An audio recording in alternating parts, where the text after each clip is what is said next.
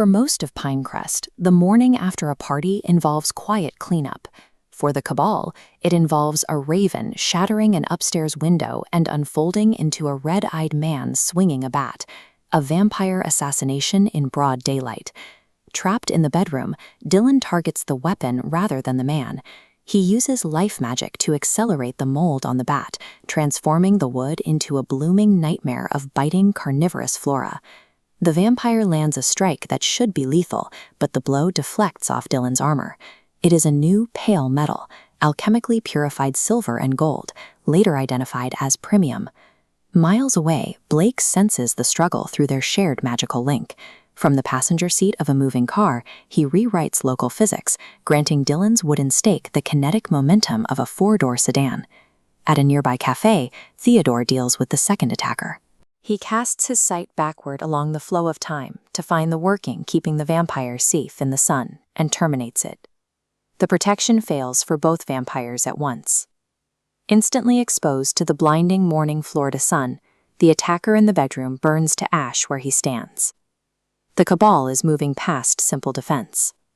By rewriting kinetic force, growing weapons from mold, and stripping ancient enchantments mid-fight, they are proving how far they will go to dismantle their enemies. To reach Dylan before the police arrive, Stephen tears himself and Blake sideways into the Umbra. He mentally leans on a gatekeeper spirit at a busy intersection, deceiving it into believing the two mages are natural spirits of the city. This crossing requires forbidden power. Stephen and Dylan strain against the shackle on their souls. For one breath, they break free, then the lock violently snaps shut. The feedback knocks Dylan unconscious, splitting his mind to drift through his allies' thoughts like shimmering portals. Blake stays in the physical world to stage the burned room as a mundane electrical fire, protecting the mortal homeowner from the truth. Meanwhile, Stephen dons spirit sight sunglasses and catches Jonas watching the wreckage from across the gauntlet before he winks out. The ambush exposed more than a vampire threat. Stephen and Dylan have now felt the limitless power waiting on the other side of their chains, a discovery that makes the Cabal a potential danger to the Council itself. At a clinical lab, the mages finally attempt to recover Lucinda's eaten memories. Dylan navigates her mind with a delicate telepathic touch. Finding the amnesia isn't accidental. It has the jagged edges of teeth marks left in an apple. He recovers two fragments, a flash of fangs and the face of a black man. The Cabal identifies the face as Marcus Carter, Theodore's bandmate, who was supposedly killed in a fire years ago. Lucinda wakes and provides the missing context. Long before the war, she, Jonas, Odessa, and Abigail were a family of mages working to bring magic back to the world. Their deal failed. Jonas was taken as payment and embraced by the Tremere, and his desire to restore magic curdled into the collection and torture of other mages. Marcus Carter was his victim, murdered to fuel a dream that had turned into a horror. The war against Jonas is no longer an abstract political mission.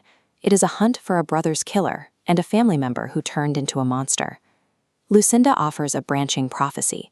Striking Jonas will cause their home chantry to fall, but it is the only path she sees that leads to anything new.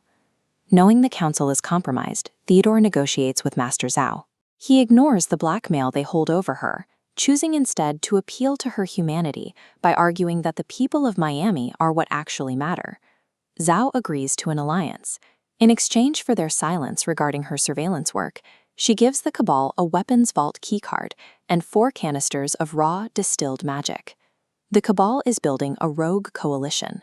By securing heavy ordnance and the support of key masters, they are moving beyond the council's oversight and preparing to fight on their own terms. Stephen enters a trance to spy on the Eden. Through a spirit fountain, he watches a boardroom of executives at a corporation called Pentex, who are calmly proposing to ensure the safety of the families of environmentalists opposing their Everglades expansion. While Stephen watches, Blake's equipment detects a singularity tunneling out of the world from inside Stephen's mind.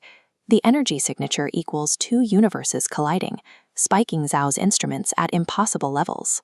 This is the 10th sphere, ether, the substrate under the 9 magic domains, and the energy that forged Dylan's premium armor. But the revelation stings. Their soul binding was designed to repel ether. The council acted as wardens, keeping this power out of reach. By artificially capping human magical evolution, the masters have forced the Cabal to view them now as captors. The mentors they once served now stand between them and the full realization of their power. At a fire-lit swamp haven, the Cabal swears a pact with a Sabbat sorcerer. Theodore offers a cold oath. He alone will be the one to drive the stake into Jonas' web. They watch as a colossal banyan tree splits open like a body to birth a tiny, ancient vampire elder. The Cabal stands by as the coven rituals continue, witnessing the drinking of a porcelain tub of blood. Uncomprehending of the rite but emboldened by his armor, Dylan takes a running leap over the Sabbat bonfire to seal their presence. Heavily armed, carrying more paradox than a staff, and allied with literal monsters, the Cabal has reached their decision. To stop a horror like Jonas, they have accepted the role of the marauders the council always warned them they would become.